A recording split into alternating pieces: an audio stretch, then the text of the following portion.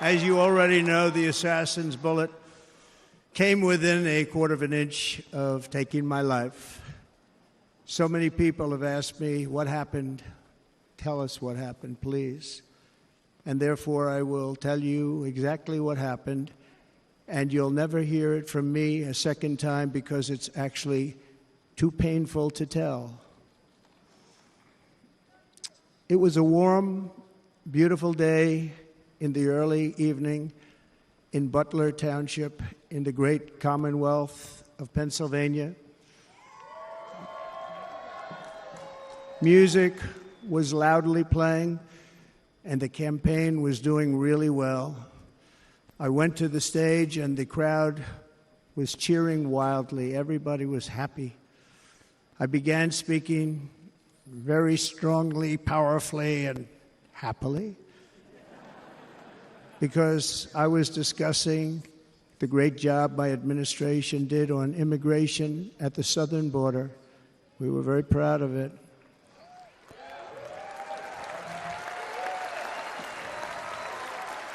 Behind me and to the right was a large screen that was displaying a chart of border crossings under my leadership. The numbers were absolutely amazing. In order to see the chart, I started to, like this, turn to my right and was ready to begin a little bit further turn, which I'm very lucky I didn't do, when I heard a loud whizzing sound and felt something hit me really, really hard on my right ear. I said to myself, wow, what was that? It can only be a bullet. And moved my right hand to my ear, brought it down. My hand was covered with blood, just absolutely blood all over the place. I immediately knew it was very serious, that we were under attack, and in one movement proceeded to drop to the ground. Bullets were continuing to fly as very brave Secret Service agents rushed to the stage, and they really did. They rushed to the stage.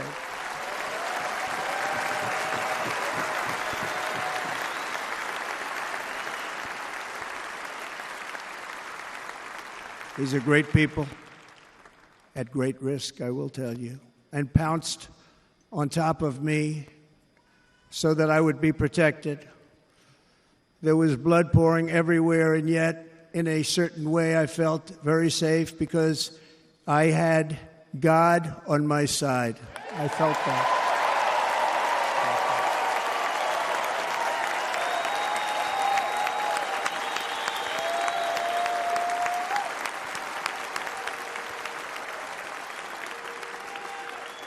The amazing thing is that prior to the shot, if I had not moved my head at that very last instant, the assassin's bullet would have perfectly hit its mark, and I would not be here tonight. We would not be together. The most incredible aspect of what took place on that terrible evening in the fading sun was actually seen later. In almost all cases, as you probably know, and when even a single bullet is fired, just a single bullet, and we had many bullets that were being fired, crowds run for the exits or stampede, but not in this case. It's very unusual.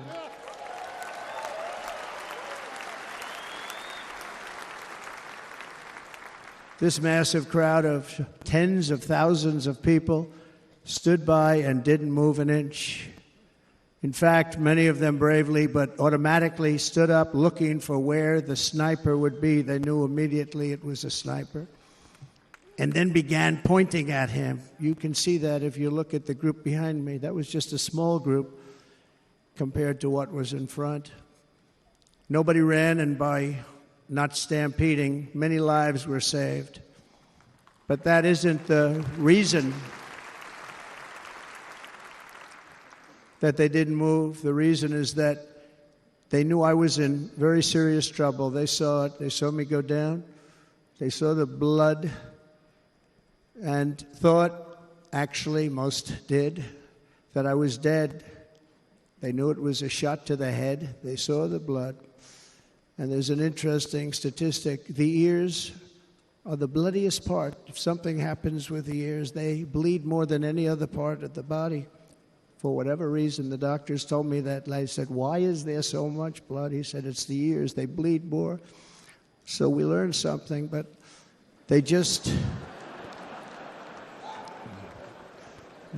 this beautiful crowd, they didn't want to leave me. They knew I was in trouble. They didn't want to leave me. And you can see that love written all over their faces. Incredible people. They're incredible people. Bullets were flying over us, yet I felt serene. But now the Secret Service agents were putting themselves in peril. They were in very dangerous territory. Bullets were flying right over them, missing them by a very small amount of inches. And then it all stopped. Our Secret Service sniper, from a much greater distance and with only one bullet used, took the assassin's life, took him out.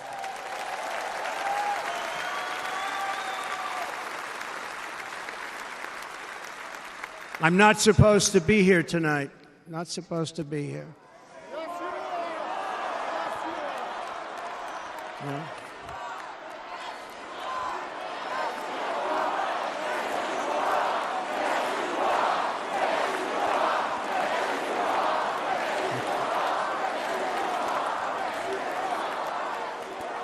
Thank you.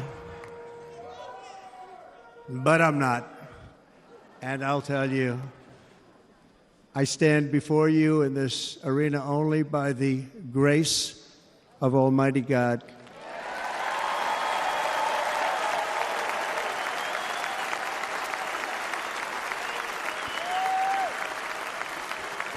In watching the reports over the last few days, many people say it was a providential moment. Probably was. When I rose surrounded by Secret Service, the crowd was confused because they thought I was dead, and there was great, great sorrow. I could see that on their faces as I looked out. They didn't know I was looking out. They thought it was over. But I could see it, and I wanted to do something to let them know I was okay.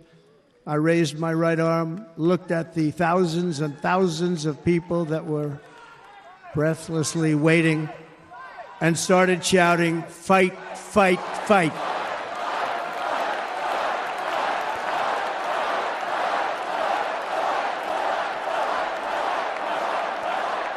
Thank you. Once my clenched fist went up, and it was high into the air. You've all seen that.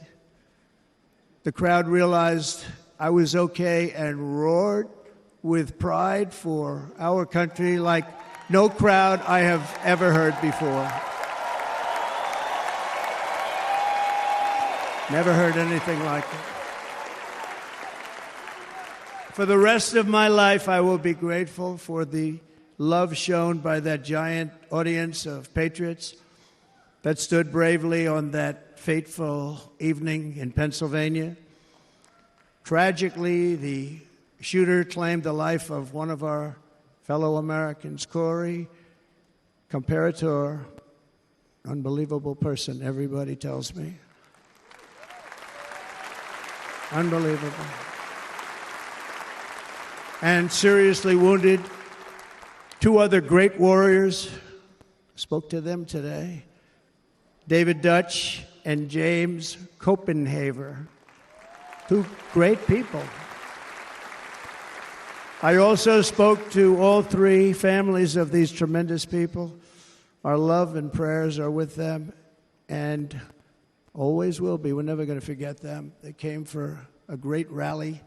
They were serious Trumpsters, I want to tell you. They were serious Trumpsters, and still are. But Corey, unfortunately, we have to use the past tense. He was incredible. He was a highly respected former fire chief, respected by everybody. Was accompanied by his wife, Helen, incredible woman. I spoke to her today, devastated, and two precious daughters. He lost his life selflessly acting as a human shield to protect them from flying bullets. He went right over the top of them and was hit. What a fine man he was.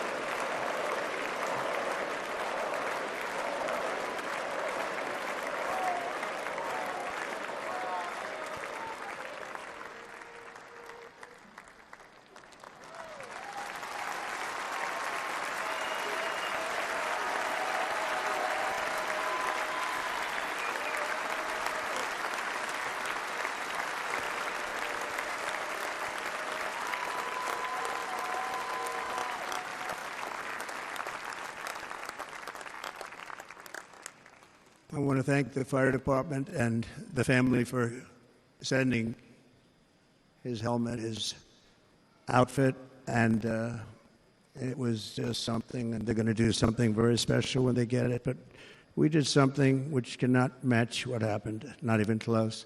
But I am very proud to say that over the past few days, we've raised $6.3 million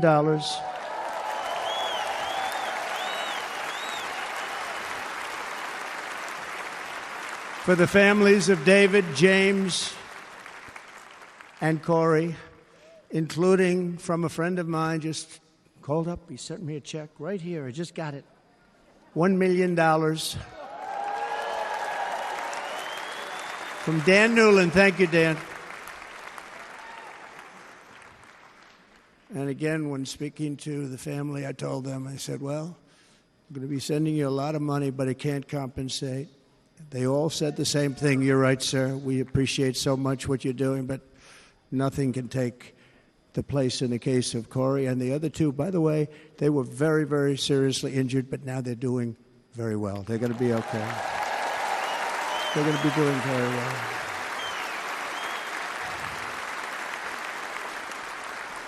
They're warriors. So now I ask that we observe a moment of silence in honor of our friend Corey.